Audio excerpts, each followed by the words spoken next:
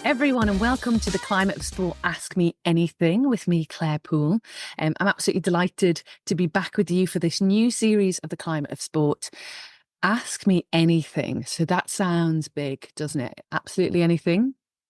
Anything in regards to sport and sustainability, climate change, biodiversity, and environmental justice. Now, I do not think I am the oracle across all of these things, but what I do have is a lot of thoughts on these topics and also a global network of experts and friends and colleagues, all of whom I'm going to draw on as part of this series, enabling you to ask us the questions that are on your mind. They can be as broad or as specific as you like. So we've had loads of brilliant questions in so far. We've had people asking questions about operational insights, athletes, education, the credibility of some claims and the work that we're doing in the space and how we can all be harnessing our collective power towards the same goals. Absolutely loads of brilliant questions so far, so keep them coming in. I won't do this at the top of every single episode because it'll bore you all to tears, but because it's the first one of this series, I do just want to start off by saying if you haven't submitted a question yet, then please do give it some thought and send through what's on your mind. Like, see this as a resource for you and an opportunity to get more perspectives on something either you're struggling with, you're thinking about, and you just want more insights on.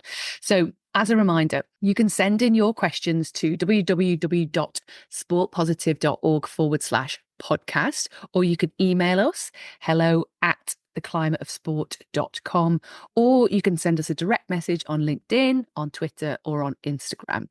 If for some reason you want to ask a question that you feel is quite specific and you don't want yourself or your organization being named, but you still want to get thoughts on a challenge you're facing or a question you want to ask, just write anonymous at the top of your message and we will not cite who has asked the question, but we will still delve into the topic and come to you with some thoughts. So we're launching this week at the time of recording. It's the first week of February. So we just want to say a shout out to those involved with Green Football Weekend last weekend. An incredible amount of coverage that was received this year. A huge amount of work from broadcasters, from athletes, from clubs, from leagues, from associations, charities, NGOs, individuals, and of course the fans who have got involved in doing those behaviour changes to score goals. So really excited about the momentum of that campaign, and congratulations to everyone who's been involved with that.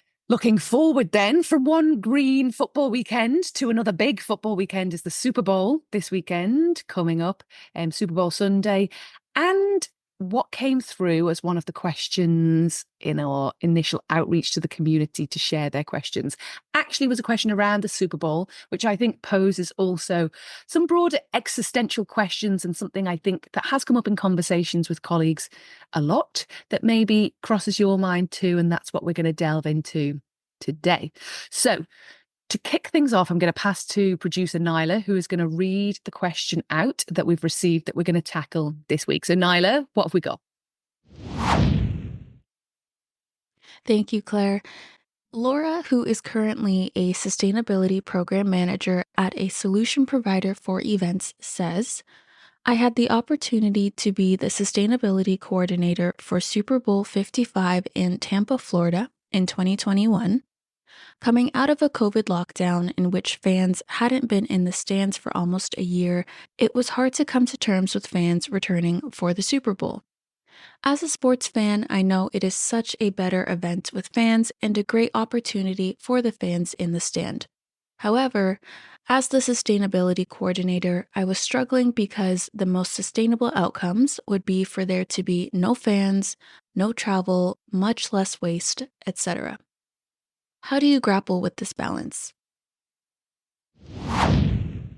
Thanks, Nyla, and thanks to Laura for that question. So really, really interesting. The reason we've chosen this one to start off with is because I think it's got lots of different angles just to rethink about what we've heard. I think we're thinking about here how we balance the role of sustainability when we know that major events that perhaps you're working on are still going to have a big impact. And Laura's question was, how do you grapple with that? Even that language shows a certain level of difficulty of how do we manage this if you're in charge of sustainability for a major event, or even events that are happening week to week, or in a competition or a tour, and your job is to reduce the environmental impact of that event, but you know that there is still going to be an environmental impact no matter how hard you work towards that goal. So I think it's a really interesting question to start off with, and I've put together a series of thoughts to start expanding that out a little bit. And after the podcast, we're going to share the link on social media, and we'd love you to share your thoughts about how you grapple with this as well. So I've kind of come to 5 thoughts to wrap around in answer to this question, and then we're also going to hear from an external perspective as well. So how do we grapple with the balance? First of all, I think there has to be acceptance. These events are going to happen, and we want them to happen. Sports are what we love. We love coming together for sports. We love being together. We love hosting sports. We love the competition. We love everything about these sporting events. And we accept that they are going to happen. The example that Laura's given is coming out of COVID, where we had a strange time where it wasn't the norm for a while, and there was a lot of repercussions and impacts of that. But I do think when we're thinking about grappling with what's at play, taking that one out of the equation a little bit, barring a pandemic, sporting events will continue to happen. Yes, of course, we need to see them transform into broadly more sustainable ways in terms of how they happen and where they happen and when they happen and who's involved. There's a lot of work to do. But in our lifetime, it's unlikely that fans are not going to be in stadiums or in venues or in gatherings around major sporting events. Maybe AI is going to change that, and I'll be eating these words in 10 years' time, but I can't imagine a time where fans aren't going to gather. So that's the first one. The second one, I think, is an acknowledgement of the fact you're there. So if you are in this role at a sporting organisation or at a sporting event, acknowledge the fact that you're there. The organisation is working to reduce its impact on the environment, doing something on sustainability. From a global north perspective, it's become very quickly a key part of major sport events in terms of having a sustainability lead in place, sustainability coordinators, heads of sustainability. But globally, not every major sporting event has that resource in place. So acknowledge the fact you are there within that role to do what you can to reduce its impact. But also remember that within that role, you've got some influence to drive wider change as well, to change behaviours and to change the way things happen. And so secondly, acknowledge the fact that you are there when you're grappling with this. Number 3, you're great. So I speak broad brushstrokes here, but pretty much everyone, if not everyone I know in our global community, is an incredible person. Purpose sits at the heart of this role. And even the fact that you've taken the time out to send in this question and sort of engage us to think about it shows to me that you're exactly the right person who should be in this kind of role. This isn't just a job for you. You're not just ticking boxes. It's a passion. You're thinking about the bigger picture. You're thinking about ethics and accountability. And you're the person, and you're all the types of people we want inside these roles to drive the change that we need to see. As a sidebar to this, which I think is a really important point, is that if for anyone who is within these roles and are struggling with this more and more, it might be climate anxiety, which we hear a lot more about. It's really, really important to talk to people you're close to or your colleagues about this. If you feel as though, in spite of being in a purpose-based role and in spite of doing loads and living and breathing this topic, as many, many people in the space do, if you still feel as though it's not enough and you are suffering with anxiety from it, not just the person who's asked this question, but anyone listening, reach out and talk to people about it. That is incredibly important. And I think actually often people who put purpose at the heart of what they do actually carry the largest burden with this work, because it's incredible to be educated and aware of the climate and biodiversity crises, understand their impact,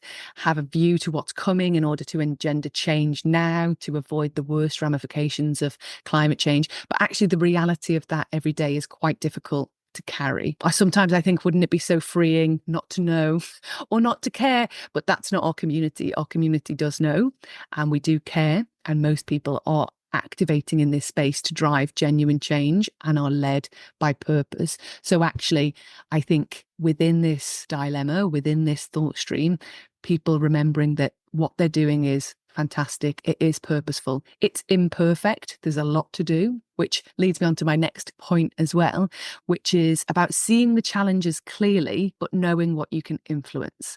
In this particular instance, Laura's written she was in a sustainability coordinator role. So maybe you're in a head of sustainability role. Maybe you're in an executive position when you're listening to this.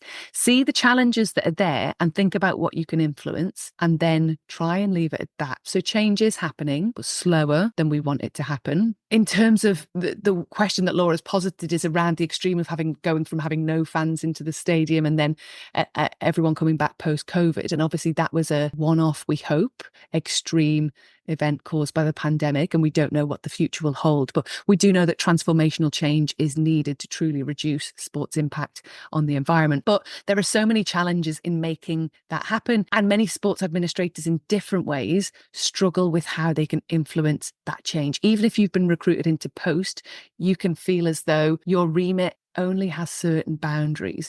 And maybe even though you're in a position where you're supposed to be responsible for something, it still has to have executive leadership. There's still a lot of different decisions to be made in order to move forward in a more responsible way of operating, from resources, education and training, commercial, facilities, sponsorship. There's so many different angles to sport making the transformational change needed to truly reduce its impact on the environment. I guess my point within this is don't take on the responsibility of doing all of these changes yourself.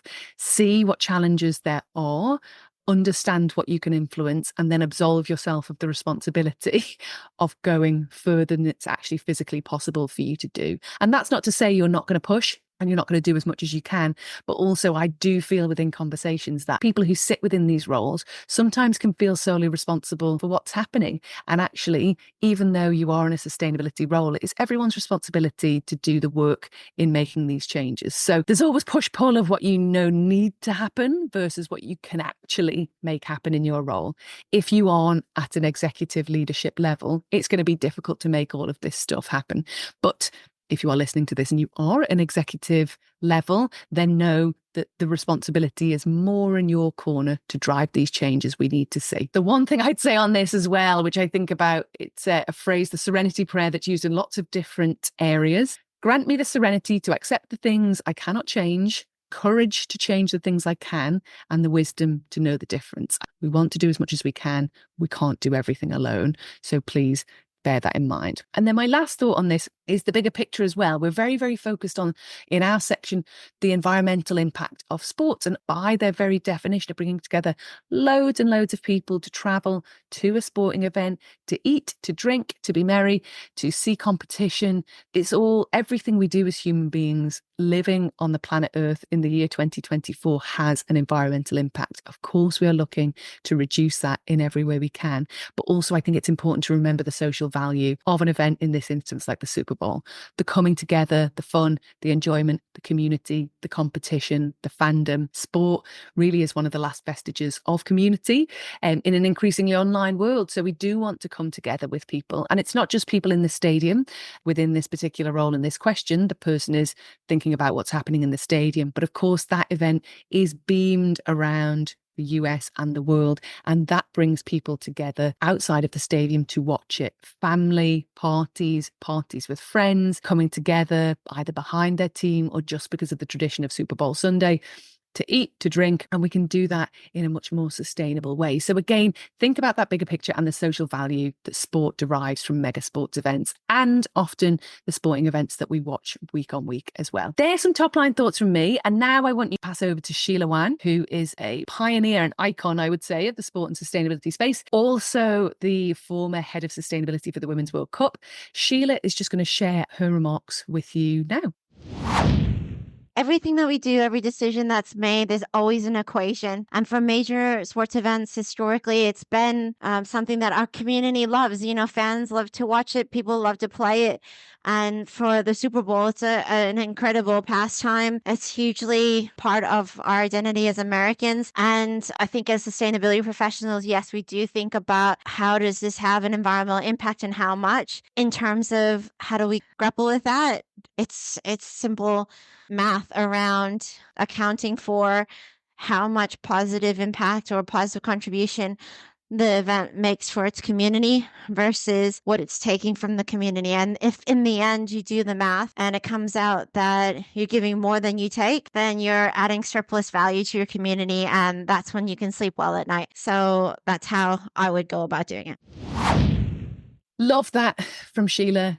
I've asked for just a short précis of what she thinks. I'm sure Sheila and I could talk about this for a long time. I just really wanted her to send me a top line view on this particular challenge. And I love this idea of an equation and bringing the community together. And if it gives more than it takes, then it's adding value, and the idea of it being part of our identity and who we are. There's a lot to unpack there in just a couple of minutes of Sheila's input. But I think in addition to what I've said, I think really important ways that hopefully we can start thinking about this, and hopefully helpful sharing as well. So just final thoughts from me, and then we'll recap this episode. Part of what came out from this question for me, which is why I chose it to start off the podcast, is to show the sorts of questions that we can cover and some of the insights with some of the things we grapple with within the sport and sustainability community. Often a huge amount of work is condensed to a short report or a strategy or a news article or a short broadcast. And not to say we can't always strive to be better, but there are so many people working really hard behind the scenes on driving this work. And often it isn't always seen in terms of the efforts that are made versus the output, because this is a burgeoning area and it's an area we are pushing forward quickly, but it is taking a while. So first of all, it feels like a bit of a therapy session, but I do feel as though if you do think it feels like you're wading through treacle at the moment and things aren't coming together as quickly as you want, the momentum in the past couple of years versus 10 years ago is dramatic in terms of commitments, in terms of action, in terms of resourcing and recruitment, how seriously it's being taken, the amount of media coverage of it as well. All of this is ramping up and it's only going in one direction. So you're in the right place, you're doing the right things, keep doing what you're doing.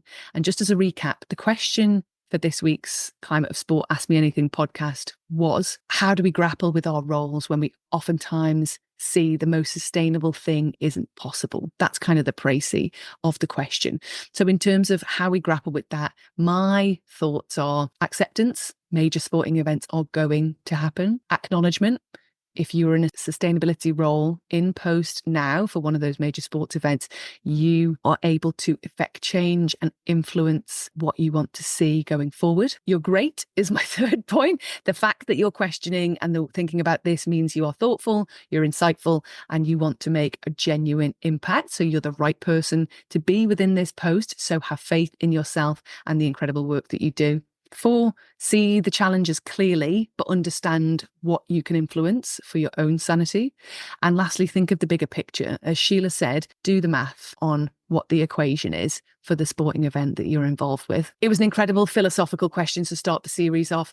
As I said, maybe a bit of a therapy session for those listening about what's happening behind the scenes and what the grapples are even inside sporting organisations as we go about this work. Incredibly insightful. So thank you to Laura for this great question to start us off. Keep your questions coming. As I said, this is an example of what we can cover. I envisage the way this podcast series is going to go is that sometimes we're going to get questions where we cover for a whole episode and we delve in more deeply. Some might be more quick fire operational questions, and maybe we cover 2 or 3 of them off per episode. What do you want to hear about? What questions do you want answered? And don't forget that when we post it on social, I'd love to hear your views about how you grapple with this and what your thoughts are around this as well, because I am leading this Ask Me Anything question as a sort of thought leader in the community and someone who's been around for a while, but none of us know the answers to everything, and we are better together. So if we come together as a community, share these feelings, these questions, and how we're getting along, I think we can get to where we're going quicker. So thank you all for listening. Thank you to Laura for the question. And we'll look forward to seeing you next time on the Climate of Sport Ask Me Anything. Thanks for listening to the Climate of Sport podcast. Please like and subscribe and get in touch if you want to share information about the work that you're doing, if you want to appear as a guest or you want to recommend guests, or you just have ideas of conversations you'd like us to have. You can get in touch by emailing info@sportpositivesummit.com.